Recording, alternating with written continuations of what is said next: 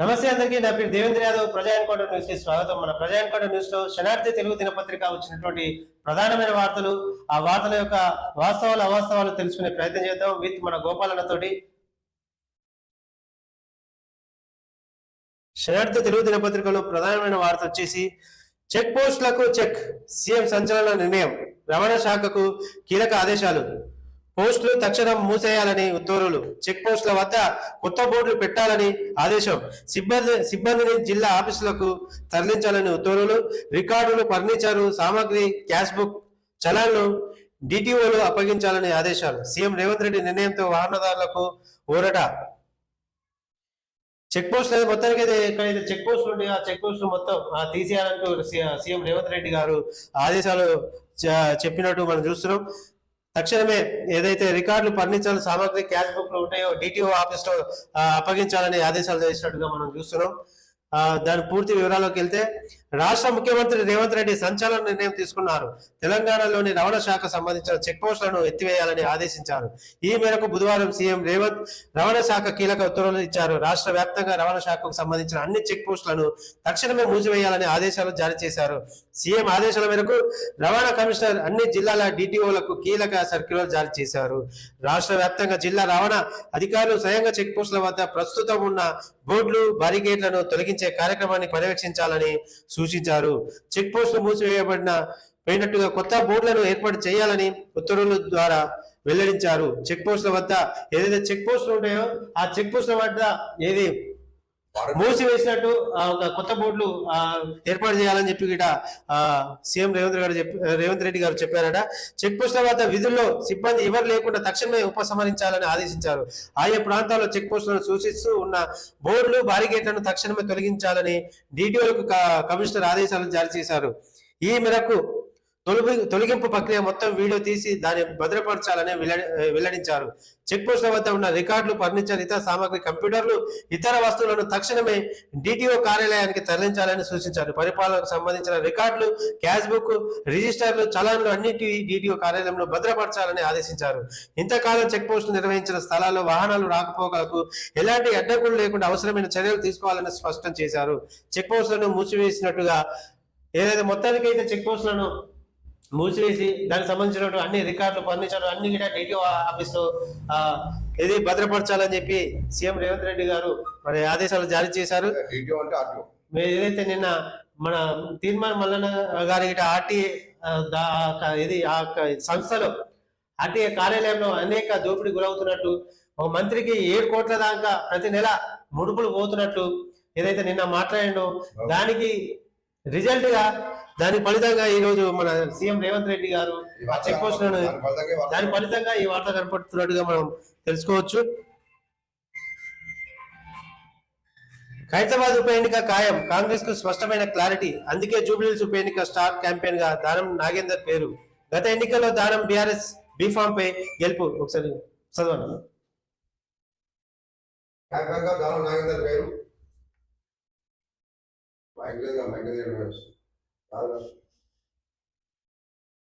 గత ఎన్నికల్లో దానం బీఆర్ఎస్ బీఫామ్ పై గెలుపు. ఆ తర్వాత కాంగ్రెస్ నుంచి సికింద్రాబాద్ ఎంపీగా పోటీ. దానం నాగేందర్ పై తప్పక వేటు ఖాయమని అంచనా. కాంగ్రెస్ రాష్ట్ర నాయకత్వం వేట్ పడే ఛాన్స్ ఉండడంతో డైరెక్ట్ గా ఓపెన్ అయిపోయిన కాంగ్రెస్ బాలస తరపున గెలిచిన దానంకు స్టార్ క్యాంపెయిన్ గా అవకాశం. ఏదైతే ఖైరతాబాద్ ఎమ్మెల్యే ఉన్నారో దానం నాగేందర్, అతనికి సంబంధించినటువంటి ఏది మన కోర్టులో ఉంది, ఏదైతే ఫిరాయింపు ఎమ్మెల్యే కింద ఉన్నటువంటి దానం నాగేందర్ ఎప్పుడైనా సరే రిజైన్ చేసే అవకాశం ఉంది. తద్వారా ఏది ఉప ఎన్నిక వస్తుందనే ఉద్దేశంతో అతను దానం నాగేందర్ స్టార్ క్యాంపెయిన్ గా కాంగ్రెస్ ప్రభుత్వం మనం చూసినాం. ఆ లిస్ట్ లో ఉన్నటువంటి పేరు దానం నాగేందర్ గారి ఉంది. కాబట్టి ఎప్పుడైనా ఖైరతాబాద్ ఉప ఎన్నిక రావడం ఖాయం అన్నట్టు మనం వార్త చూస్తున్నాం. మనం దానికి సంబంధించిన వార్త ఇంకో వార్త వచ్చేసి నల్గొండ ఫోక్స్ కోర్టు సంచలన తీర్పు ఇచ్చిందట. నల్గొండ ఫోక్స్ కు సంబంధించిన కోర్టు సంచలన తీర్పు ఇచ్చినట్టు మనం చూస్తున్నాం. బాలికపై అత్యాచారం కేసులో నిందితుడికి 32 ఏళ్ల జైలు శిక్ష.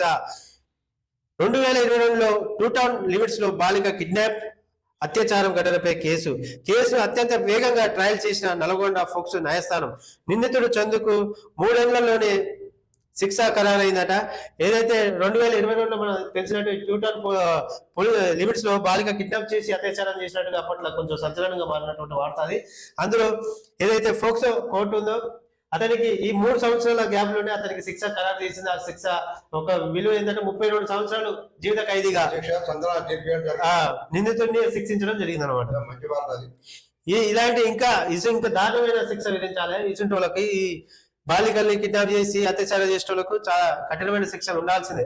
నేడే తెలంగాణ కేబినెట్ భేటీ కీలక నిర్ణయాలు తీసుకోవాలన్న మంత్రివర్గం, కోర్టులు తీర్పులు, స్థానిక సంస్థల ఎన్నికలు, 42% రిజర్వేషన్లపై భవిష్యత్ కార్యాచరణ ప్లాన్, 2 పిల్లల నిబంధనల ఆర్డినెన్స్ కు ఆమోదం తెలపనున్న కేబినెట్, ఎస్ఎల్బిసి కాళేశ్వరం పునరుద్ధరణ పనుల కోసం డిస్కషన్, పాపులర్ ఎన్నికల పథకం లాంచ్.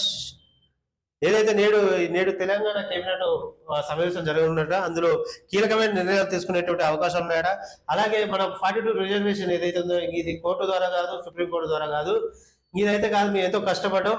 దీనికి ఫలితంగా మేము ఏం చేస్తామంటే ఇంకా మా పార్టీ తరఫున మేము 42% రిజర్వేషన్ ఇస్తామని చెప్పి ప్రజలకు మభ్యపెట్టే అవకాశం ఉన్నట్టు ఈ కేబినెట్ లో మనకు తెలుస్తుంది. దాంతో పాటు కొట్లాయిండో 3 పిల్లల నిబంధన వీళ్ళకి ఇంకా ఏదో వేరే అవకాశం లేదు. ఇప్పుడు రేవంత్ రెడ్డి ఏమని చెప్పుకొని వస్తారంటే ఇది ఇంకా రిజర్వేషన్ మేము ఎంతో ప్రయత్నం చేసినాం, అది కాలేకపోయింది. దానికి తోడుగా చాలా మంది బీసీ ప్రజలు, ఎస్సీ ఎస్టీ ప్రజలు ముగ్గురు పిల్లల నిబంధన ఏదైతే ఉందో దాన్ని ఎత్తివేస్తున్నాం. తద్వారా చాలా మందికి అవకాశం కలుగుతుంది. అది ఒకటి మేము ప్రజలకు చేయగలుగుతున్నామని ఆ సాగుతోటి ఈ 42 రిజర్వేషన్ అనేది మా పార్టీ ద్వారా ఇస్తామని చెప్పడానికి ఈ కేబినెట్ మీటింగ్ అని సారాంశం అని. కానీ బీసీ ప్రజలు ఎట్లా ఆలోచిస్తున్నారవా? ఆలోచించరు. మాకొద్దు, మీ పార్టీ తరఫున మాకొద్దు, మీ బిచ్చ మాకొద్దు, మాకెంతో మాకు కావాలని అనే ఉద్దేశంతోనే మన బీజేపీ ప్రజలు ఉన్నట్టుగా బయట గ్రౌండ్ లెవెల్ లో జరుగుతున్న చర్చ మనం చూస్తూనే ఉన్నాం.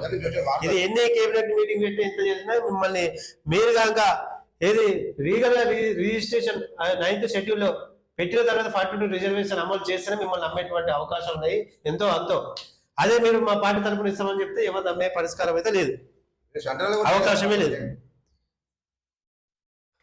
బైపోల్ ప్రచారానికి కేసీఆర్ వస్తారా అని క్వశ్చన్ మార్క్ తో ఉన్నది. ఫామ్ హౌస్ లో కేసీఆర్ తో హరీష్ కేటీఆర్ భేటీ, ఉప ఎన్నిక ప్రచారం వ్యూహంపై కీలక మంత్రాలు, కేసీఆర్ ప్రచార షెడ్యూల్ ఖరారు, నేడు జూబ్లీహిల్స్ పార్టీ ఇన్ఛార్జీలతో కేసీఆర్ సమావేశం, కేసీఆర్ క్యాంపెయిన్ కలిసి వస్తుందని బీఆర్ఎస్ వర్గాలు గుప్పెడు ఆశలు ఉన్నాయట. ఏదైతే కేసీఆర్ మన ఫామ్ హౌస్ నుంచి మన ఉప ఎన్నికలకైనా వచ్చే అవకాశాలు ఉన్నాయా లేవా అనేది మనం చూసే ప్రయత్నం చేద్దాం. రావాలని చెప్పి చాలా మంది అక్కడ పార్టీ వర్గాలు కూడా కోరుకుంటున్నాయి. మనం కేసీఆర్ మనం ఏం కోరుకుంటే వస్తే ప్రచారం మనకి ఏంది, ఏం మంచి నాయకుడు వస్తే ప్రజల అవసరాల కోసం రావాలి. ప్రజలు ఏదైతే ఇబ్బందులు ఉన్నారో ఆ టైంలో రావాలి. ఎన్నికల స్టడ్ మీద రావడం అనేది కరెక్ట్ కాదు. అది పెద్ద మనిషి కదా, డాక్టర్ మంచి తట్టుకోలేదు. ఆయన ఫ్యాన్ పనులు తట్టుకుంటున్నాడు, ముగ్గురు ఆయన ఫ్యాన్ పనులు తట్టుకుంటున్నాడు, ముగ్గురు టార్చర్ చేస్తుంటే పట్టుకుంటున్నాడు. దానివల్ల రావట్లేదా, ఎంత బాగలేదా అనలేం కదా. అనలేవు. ఇప్పుడు రమ్మని గిట్ట వాళ్ళు అనలే. నువ్వు ప్రెస్ మీట్ పెట్టవచ్చు, ప్రమాదం ఏదో జరిగింది దానిపైన మాట్లాడవచ్చు, ఎక్కడ ఇది తప్పు జరిగింది దానిపైన మాట్లాడవచ్చు, ప్రెస్ మీట్ పెట్టు. నేను గ్రౌండ్ లెవెల్లో రమ్మంటారు, వాళ్ళు రమ్మట్లేదు. మనం ప్రెస్ మీట్ పెట్టి మాట్లాడితే ప్రజలకు అందుబాటులో ఉన్నట్టుంటే ఏదైనా కాంగ్రెస్ ప్రభుత్వం ఏదైనా తప్పు చేస్తే దానికి క్వశ్చన్ మార్క్ మీరు ఉండేది ప్రధాన పక్షం. కొడుకు వాళ్ళే మాట్లాడిస్తున్నారు. దానికి మూలంగా 4 కూతురు అంతా మైనస్ పాయింట్ అయిపోయింది. అదే ఇంకా అలాంటివి కూడా ఉన్నాయేమో. రావాలని కోరుకుంటున్నాం. మంచి డైనమిక్ లీడర్ కూడా మన గోపాల్ అన్న కేసీఆర్ అభిమాని ఫ్యాన్ నాకు తెలుసు. అప్పట్లో ఎవరైనా అంతే. మేము కూడా ఉన్నాం. కేసీఆర్ అంటే తెలంగాణ వచ్చేదేమో. కేసీఆర్ మంచి లీడర్ లేడు. అవును, మంచి తెలంగాణ ఇచ్చింది. యాసపాస మాట్లాడే వ్యక్తి అలాంటి మంచి ఇంతవరకు చూడలేదు. అవును, ఆయన మాట్లాడే బోధిని రాదు, కలుపుకునేటటువంటి ఉద్దేశం, వ్యక్తిత్వం స్వభావం రాదు. ఆయన మొత్తం దేవుడి స్వభావం అది. దాంతో స్థాయికి వచ్చింది. కేసీఆర్ ఒక్కడే ఉంటే కాదు, కానీ కేసీఆర్ వ్యక్తిత్వం మంచిది, అతని ఆలోచన మంచిది, ఆయన వ్యక్తిత్వం ఏది మన మాట చాతుర్యం అనేది మంచిది. కానీ అక్కడ చుట్టుపక్కల ఉన్నటువంటి వాళ్ళు మోసం చేస్తారు. ఆ చుట్టుపక్కల ఉన్న వాళ్ళే మన తెలంగాణ సంపదను దోచుక తిన్నారని చెప్పడంలో అతిశయోక్తి కూడా లేదు. అదే విధంగా నెక్స్ట్ రేవంత్ రెడ్డి కూడా ఇలాంటివి వస్తున్నాయి. కేసీఆర్ గిట్లా వస్తున్నాయి, రేవంత్ రెడ్డి కూడా తెలియకుండా జరుగుతుంది. చుట్టుపక్కల వాళ్ళే సెటిల్మెంట్